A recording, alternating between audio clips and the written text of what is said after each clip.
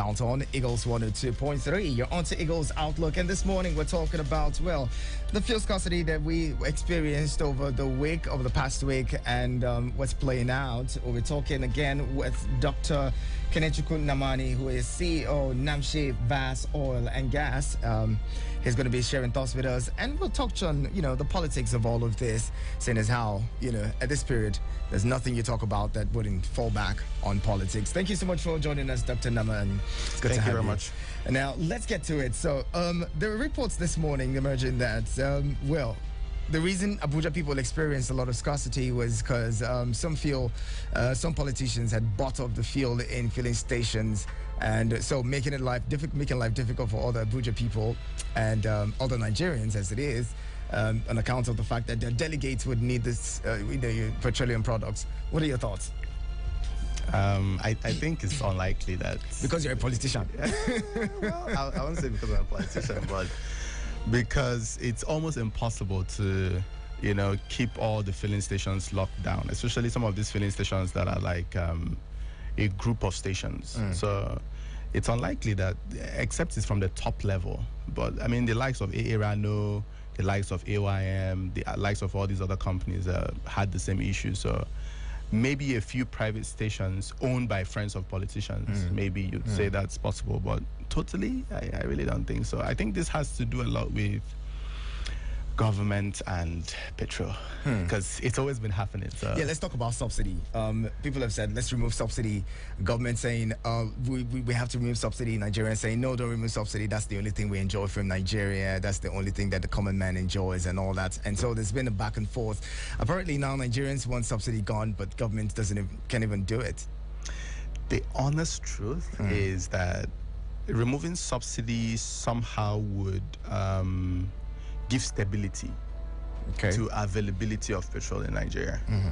So let's say, for example, if you check the global standards, the international price for petrol, like maybe visit somewhere like Rwanda or South Africa, let's not even go outside Africa, you realize that the costs, the price of petrol is way more expensive than what we have here in Nigeria. And that's because government is taking some part of that money away from us and paying that for us.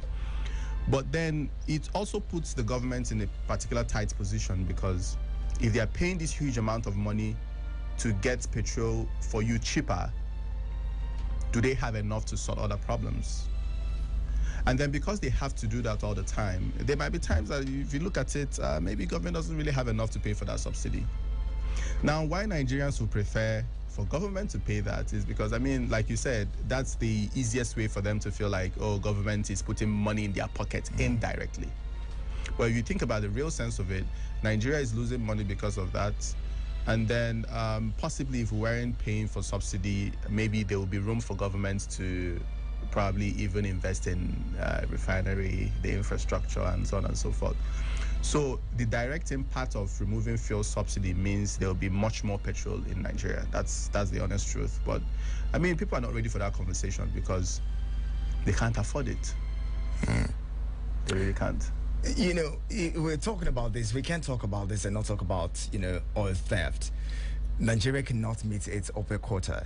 The likes of Saudi Arabia are making billions. The reports just emerged that Saudi Aramco made profits of about $40 billion in the first quarter of 2022.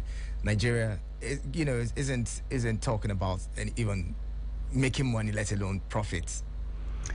Let me ask you a question. What do you think is the solution to that oil theft? What do I think? Yeah, I mean, everybody thinks something.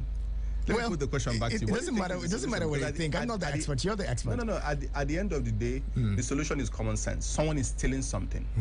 So how do you catch them? You stop them from stealing. There's more crude for us to export. There's more money for the country to make. So what do you think is not? I mean, we're not doing properly.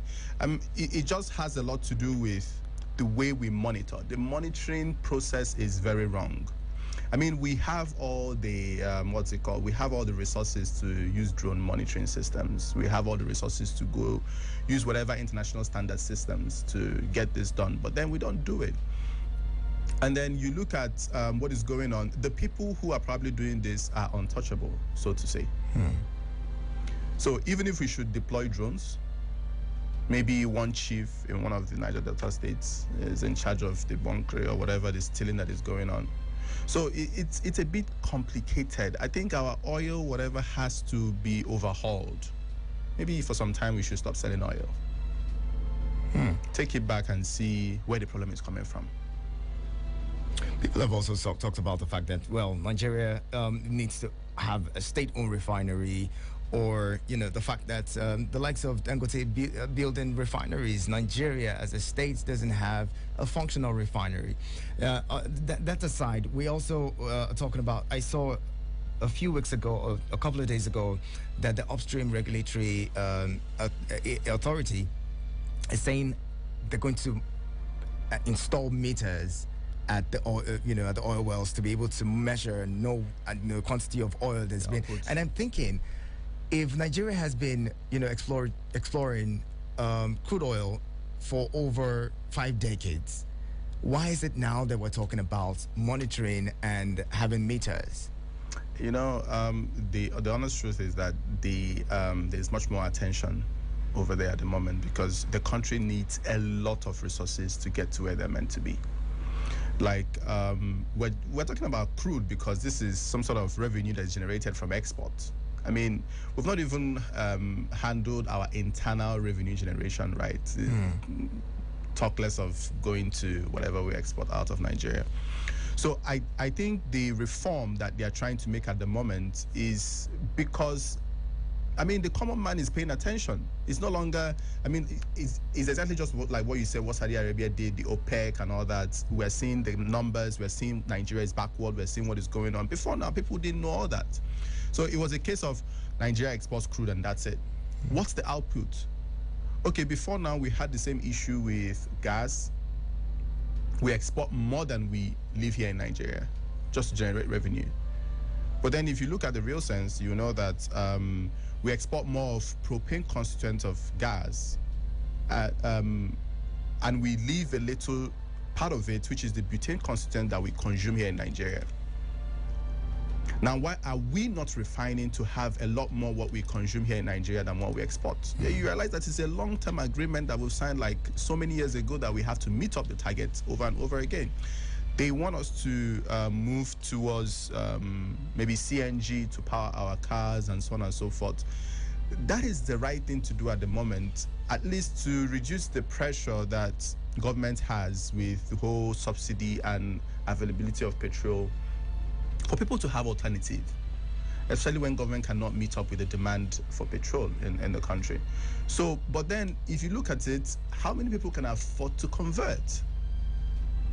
So if you look at this whole thing dynamically, that's why I said it needs a total overhaul. It's not something that you just implement, you put a meter and everything is now going smoothly and so on and so forth. No, they should actually reform NNPC. They should reform the whole system and possibly take this stuff and put it in the hands of proper private sector, like make it open for people to really invest. Give room for mini refineries. If you think about it, what's the cost of stealing? It's not cheap.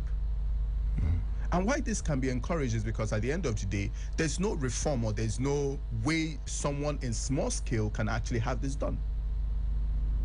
And if you also think about it, the whole world is moving away from this whole... Absolutely. So what is going to happen in the next 40 years? Are we still going to be struggling with air pollution and when other people are going green? That brings me to talk about the divestment of IOCs, the international oil companies, divesting from Nigeria. Does it mean that, as it is, the divestment would mean that Nigeria's fossil fuels are no longer relevant to the global market? That's the head and tail of the whole thing. But at least in the next 10, 20 years, you can't really clear all that out. People will still need fossil fuels because so many countries don't have the capacity to generate that much, money to actually move green. I'll give you an example. There's a country called Comoros in the Indian Ocean side of Africa, closer to Tanzania and Kenya. The electricity they use is powered by diesel 24/7. So how can a country like that move to green? I mean, it's a bit more difficult. So I think for now, what we have is still relevant. If you think about it, even Nigeria trying to move to CNG-powered cars and maybe CNG or LPG-powered generators, this has been something that China has been doing for the past 40, 50 years. So see that much time, see that much gap, but this is when Nigeria is trying to catch up. So you realize that even if the world goes green, there's still, I mean, fossil fuel, petrol still has relevance for at least the next 30, 40 years before we even catch up to where they are trying to catch up. Interesting. Now, I was thinking about, having more people invest in, like gas, for instance, which is your area of expertise. Nigeria has, as the last check, I think 206 trillion cubic feet of gas reserved. How can we begin to tap into this to ensure that, I mean, as the world is moving away from, petrol or what they call it, PMS and the likes, we're also able to, follow suit. People have talked about the transatlantic gas projects and on all. At the moment, Europe is in need of gas. How can we tap into this to generate revenue, and not just generate revenue, but also stay relevant in the global market? If you think about it, you see that Europe needing gas at the moment, or any deficit you're seeing around that area, is because of the war between Russia and Ukraine. Now, these people, they've already created this infrastructure way long time ago. So nobody really saw this kind of issues happening between Russia and Ukraine to be an avenue for them to actually create a way to be a backup plan for these countries in Europe. So you realize that at the moment, I mean, I feel like it's very difficult for us to tap into that, deficit. But one thing that we need to learn about this whole thing is that the importance of thinking ahead. I always tell people that you need to understudy how China behaves. I lived there for 8 years. And one thing I learned about China is they don't plan for today alone. They plan for 50 years. They plan for the next 100 years. So they have a roadmap, and that roadmap, they are working on it today. They're not working on it tomorrow. They're working on it today. So I feel like that is the way we can actually harness whatever we have at the moment. If we don't work on our tomorrow today, it's difficult when opportunities like this come up for us to harness it. It's quite difficult. Even we can't even sustain our own market or feed our own market, talk less of giving to the outside market. It's quite difficult. Very, very difficult. Okay, look at, we're trying to move towards, powering our cars with CNG, but does your car have CNG conversion? No. And if you think about it, the average person that has spent over 15 million naira buying an expensive or luxury car would not convert their cars because of the aesthetic look. That's the honest truth. But go to somewhere like China. I believe 90% of the public transports have CNG tanks at the back of their trunk, at the trunk. Public transports, CNG. Even private cars have CNG tanks. So the country has made it possible that for every filling station you get into, you can get CNG. But take a look at Abuja, for example. If we should say 10 or 20% of cars in Abuja should convert their cars to CNG, or maybe have CNG tanks in their trunks, you realize that there will be much more queue at the stations because there are very, very few stations that have CNG. Okay, you even talk about moving gas in Nigeria. How easy do you think it is to move gas in Nigeria? Think about it. Gas is actually not so expensive, but think about the cost of moving 20 metric ton of gas from Lagos to somewhere like Abuja. It costs you nothing less than 800 to 900,000. From Lagos to Abuja? Yeah, just to move it. Why can we have pipelines? Have these gas pipelines to each state, and so states can generate electricity for themselves. States can, generate or even sell gas, cooking gas, for instance. That's really expensive now. Nigerians are lamenting the cost of cooking gas alone. I mean, if you can't afford cooking gas, what can you afford? We did not think about this so many years ago. That just brings me back to what I said earlier. We need to think about 50 years from now, because if we don't think about what we're going through now to solve the problem that might arise in 50 years' time, we'll still be in this position in the next 50 years. They say the best time to plant a tree was yesterday, and the next best time is now. So what are we doing now? We're not doing anything. I've had this conversation with a few people, and I said the best way, to be honest, for the kind of infrastructure and the kind of development we have in Nigeria at the moment, you can't overemphasize the importance of railway. Because the problem of Nigeria is not just the government. The problem of Nigeria is the government and the people. The people we've made it so easy for the government to be bad. Because, you should take a look at what happened in Lagos, the sound engineer. I'm sure you saw the news. Yeah, I mean, really sad. Would you blame the government for that? So there's a whole mindset issue that we have here in Nigeria. And that mindset issue needs to be cleared. It's just like what happened in Rwanda before. Now in Rwanda, you can't even clearly say anything about tribe or religion or whatever in Rwanda. Rwanda is one. And that's the mindset they had to change for them to go to the next level. So the importance of railway is the fact that because we know the kind of mindset we have in Nigeria now, it will be very difficult to say, put underground infrastructure for gas pipeline all around Nigeria and not expect someone to go and vandalize to take the pipe to sell. For example, go to some of these real estate companies, you're going to see that they can actually put a metal billboard today, and tomorrow someone takes it to sell it. Why? Because it's expensive. People are hungry. So government has a whole lot to do, and government has a whole lot of mindsets, brainwash to do. Orientation. Like, to overhaul us. Like the National Orientation Agency. Some people will say they need to clear Nigeria to start a new Nigeria before Nigeria will work. And it's not a lie.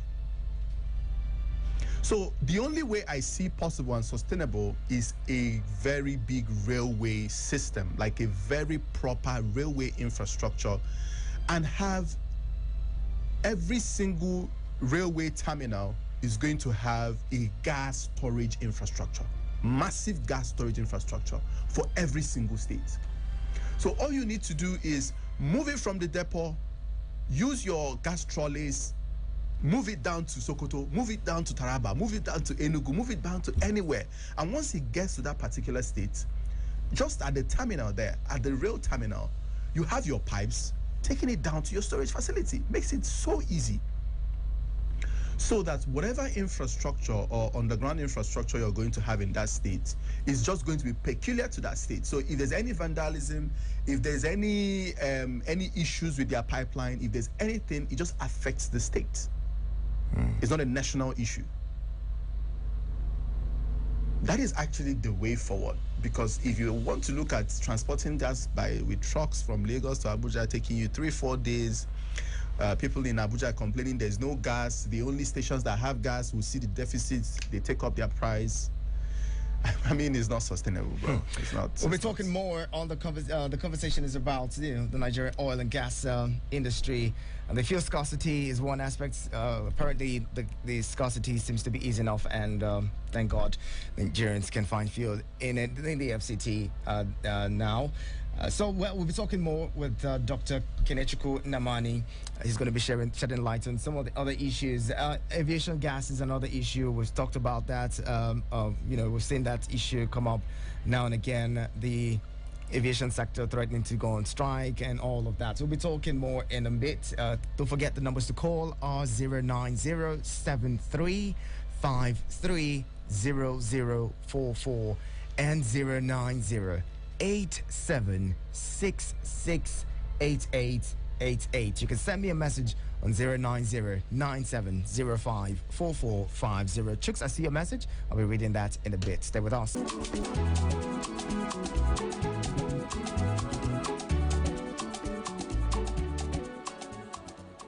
Attention! Turn your speakers up. The music is lit. Oh, yeah, take all my money, put them for your head. Guess who's in town? We are the new sound of music. Eagles 102.3. Let's spice up your day. Tune in to a breath of fresh air. It's all fun and games until it gets extra and cheers to something new. Eagles Morning Rise. Eagles Morning Rise with Prince. And you're still plugged into your radio experience. You can count on. We're talking about, the petroleum sector and what's happening there. My guest this morning is Dr. Kenechukwu Nnamani, CEO, Namche Vast Oil and Gas. We're talking about, all that's obtainable in the oil and gas sector. And we're also going to be talking a bit on the politics, touching on the politics as well. Because, in this time, what can you talk about without talking politics? You can join the conversation. Feel free to be a part of it. Let us in on what you think. Call 090-7353-0044 and 090-8766-8888. You can send me a message on WhatsApp or via SMS on 090-9705-4450. And Chooks says, fine morning to you, Iheanacho, and the guest. FCT hotels are fully booked ahead of party primaries this month. I'm wondering why I have not invested in that branch of our economy yet. Anyway, for the fuel scarcity and all, I think solutions will work when everyone places patriotism above vested interest. Thank you so much, Chooks. And I'll see another message. We'll be talking more on that. Now, let's talk about aviation, Jet A1, aviation gas or fuel, as it's popularly called. That sector or that aspect of petroleum, subsidy has been removed on that sector, and we're seeing what's playing out. The aviation sector complaining and even threatening to shut down. If we have the same situation with PMS, don't you think we're just going to throw Nigeria into bigger chaos? No, I really don't think so. I think it's just a situation where people would definitely get used to it. But, Nigeria, we're built to get used to stuff. So we'll get used to the points where we pay 700 naira for a liter of fuel? Think about it. Before now, to buy, to get like a plane ticket from Abuja to Lagos, it was about 23,000, 24,000. And at some point, it got up to like 32,000. If you buy late, if you buy early, 28,000. Now, do you know how much it is? Minimum for any airline, any proper airline, 50K. And Nigerians just adopt. And we're buying it. Like, nobody really wants to go through use the railway now. Or use the roads. Or use the roads. So people would still do it. And even think about it, the number of private jets we have in Nigeria now. Who's flying it? So you see, we understand standards. The people that actually would complain the most about this are probably even people who don't use these services. That's the brings us back to talk about why Nigerians say politicians don't care about Nigerians. They only care about their interests. If it's a situation where, if there's any truth to that politicians would buy up fuel at the fuel stations just to ensure that their delegates arrive, and are able to move themselves around. Don't you think that we need to start to think away from such a situation where only those who can afford it should be able to get it? See, the honest truth is that simple things like flying from one state to the next state shouldn't be luxury, actually. If you go to some of these other countries that are much more stable and they've created wealth for their people, you realize that like a greater percentage of people can actually afford to fly. I'll give an example. Typically, if I want to fly from a city, Guangzhou to Nanchang in China, I'll be spending roughly, for a one-way trip, I'll be spending roughly 250 yuan, and that is about 24,000 naira. And that is over an hour flight. And then you get to the airport, you see people that typically, if that kind of person was in Nigeria, they won't be able to afford it, but they are flying. So a whole lot has to do with, I mean, removing fuel subsidy is just for the benefit of the government, for them to have much more money available to do other things. But I think because people have been suffering before moving to, I mean, removing certain things from, you know, from the system. Even removing subsidy, I think 100% removal should not even be what we should be thinking about at the moment, because we've not even fully implemented basic minimum wage. We don't even pay salary as at when due. There's no security. We're not even providing security for the people. We're not even giving light. People are ready to work hard. You're not providing light. You're not providing means of transportation. You're not even providing good roads for private investors that are willing to bring in their cash to put the cars to move. This is the only thing I'm getting from government. They're not even getting it fully. Because sometimes the petrol is there, sometimes it's not. Think about probably even 20% out first. Like they should move it stage by stage. Let people ease into it. But total removal, All right. Well, join in the conversation. Let's bring in our callers. 09073530044 and 09087668888. What do you think about subsidy removal? What do you think about, the fuel situation in the country? Let's talk. I'll bring in our first caller. Hello, good morning. Okay. Try to call me back, please. I'd love to hear from you. Again, the numbers are 09073530044 and 09087668888. Now, let's touch on the politics a little. Nigerians have said, let's have a situation, or some Nigerians believe that the so-called big two are just the same. The APC, the PDP, they're just the same party. Let's find an alternative party. But at the moment, it seems like the reality is that these two parties would continue to, be the most relevant parties in Nigerian polity. What are your thoughts on that? Prince, you know my thoughts. I don't know. Tell Nigerians. See, that can't be the only. NNPP is clearly the third force, whether you like it or not. What makes you think the NNPP is the third force? There's the ADC, which is gathering momentum. If you talk about Professor Mogalu is there. Come on. Pulling weight. Why would you think that the NNPP? I mean, the party doesn't even have a structure in Kano State yet. I'll be honest with you. Professor Mogalu is just English. You can't say that. Let me be honest with you. Professor Mogalu a whole lot about Nigeria really has nothing to do with being able to speak or being able to actually share that message to people and show them that if I was going to do this, I'll do that. If it was me, I'll do that. The honest truth is this. Look at the antecedents. Professor Mogalu was working in CBN, right? In the last election, he participated. Under what party? YPP. What happened after he participated in the election under YPP? Immediately the election was done, he left the party. He resigned from the party and left the country. He was out of Nigeria most of the time.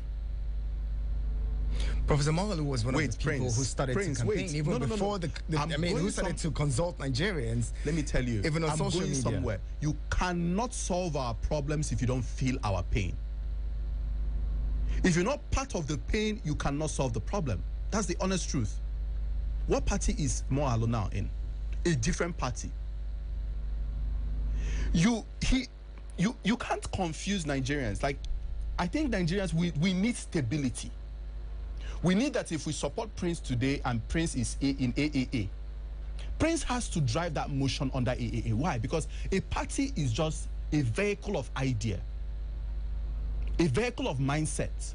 If you look at other developed countries, you're not going to see people who are unstable with the ideology they are propagating to their people.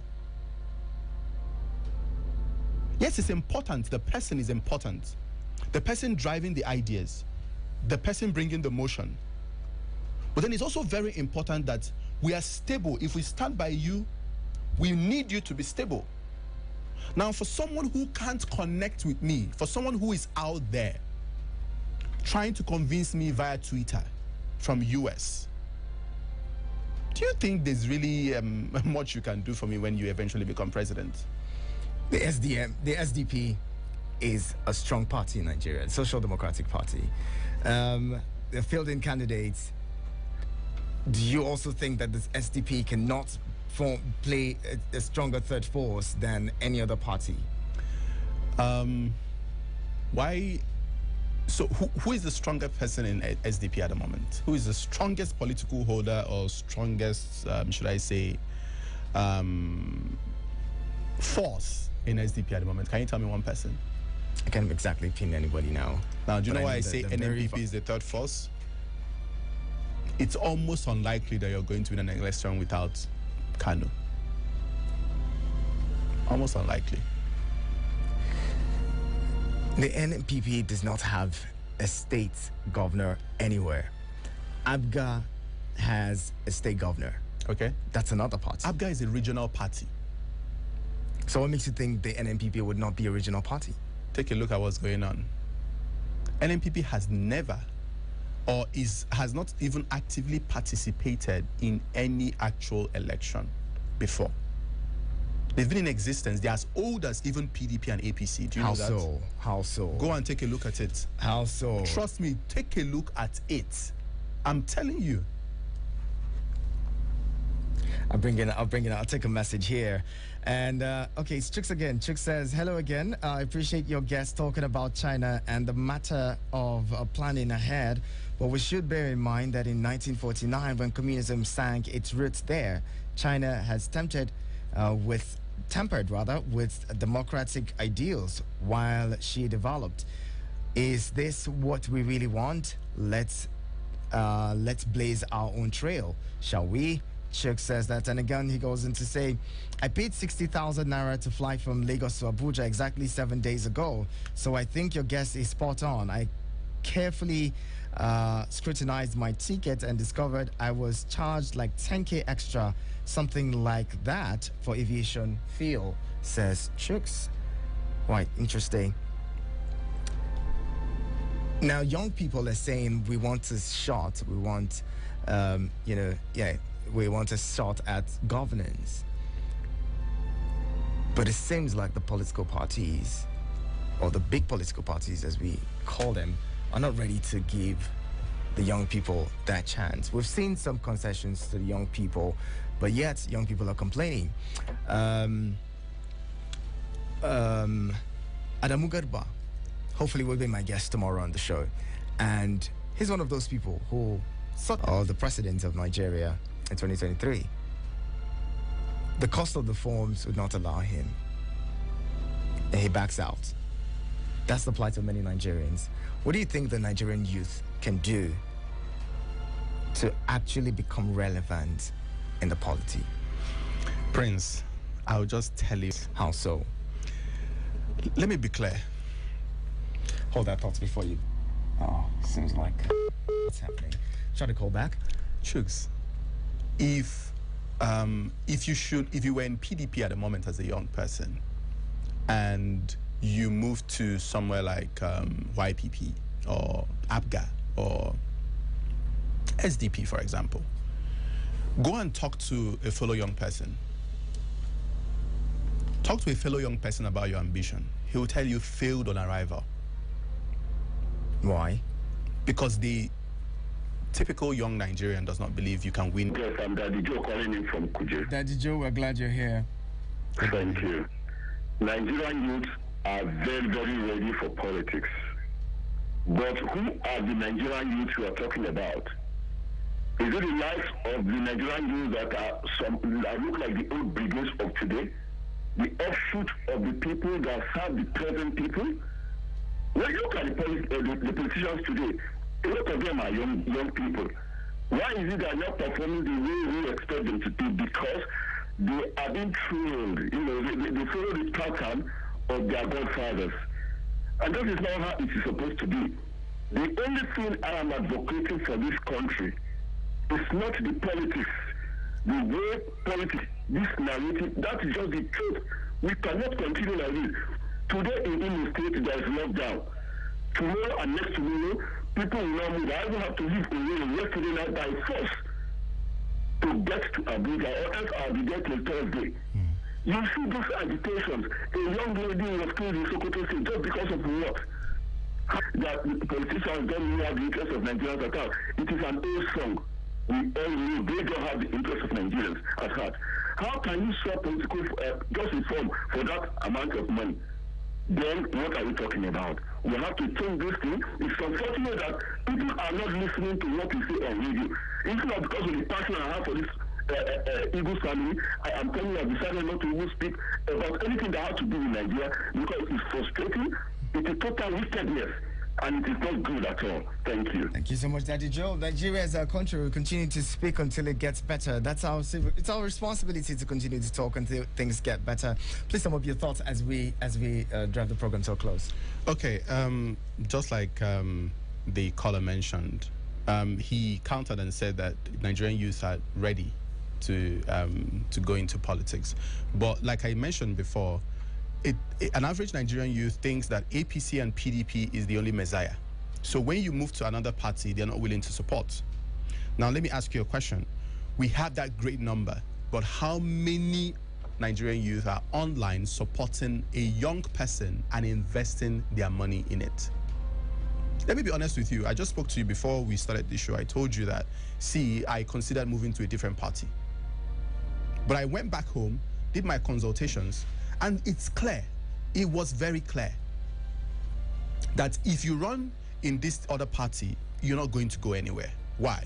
Because you're going to solely invest in running under that party.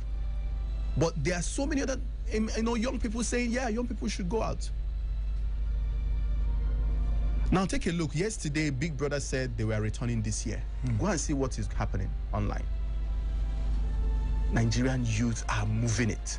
They are resharing it. They are reposting it. They are pushing it. Take a look at what's going on. Adamu Garba was going to actually raise money under APC, and he raised 80-something million naira. Do you think if he had actually started that fundraising under another party, that he would raise that much amount of money from Nigerian youth? Do you think so? I think the people supported him. They supported him in person as an individual. They supported, but they're willing to throw in that money because they probably think that under that party there's a chance at least. Not just supporting. I'm sure within your family members there are people who have sense, people who can actually do something. But if they should tell you they are running under a particular party, you will not believe in it. And right here, you're a Nigerian youth. I told you the party that I was going to join. You didn't agree with me. That's clear. Did I argue with you? Yeah, but you didn't agree. I'm just saying that you need to do wider consultations, and like you did, you consulted, and they told you, well, that party doesn't seem to have. You said I should go back to PDP. Did I say that's what you said. I don't care what party you go back to. See Erin.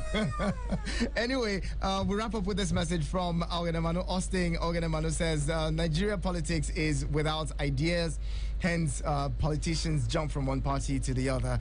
It is jumpology. Politics should be made less attractive. Thank you so much, Ogenamano Austin. Sorry, we can take any more calls. Oli J is in the studio, people. Oli J, good morning. Good morning. How's your weekend? It was good. I like the dress. Thank you. You should have been at the NVCA. The drama those guys went I'm to the carpet. telling Now, you. wow, nothing. I mean, what was that about? Did they have to dress like that? Is it the Met Gala? I was thinking the same. And they were taking attention from those who were nominated. I feel like you should dress well, but the people who were nominated, let them shine. And the people Everybody came to slay. I don't understand it. I saw scores and I'm like, what is that? It's over $100,000. See, Nigerian youths are not ready. At least someone understands. Yes. I don't know. Prince is not a Nigerian youth. He's not No, Nigerian. Anyway, thank you so much, Dr. Kenechukwu Namani, CEO Namshe Vass Oil and Gas. Thank you so much for talking with us this morning. It was quite an interesting conversation. Olije takes over on 102.3 Extra in a bit. Before that, business news. My name is Ian Natural Prince. Keep it here. Welcome to Eagles 102.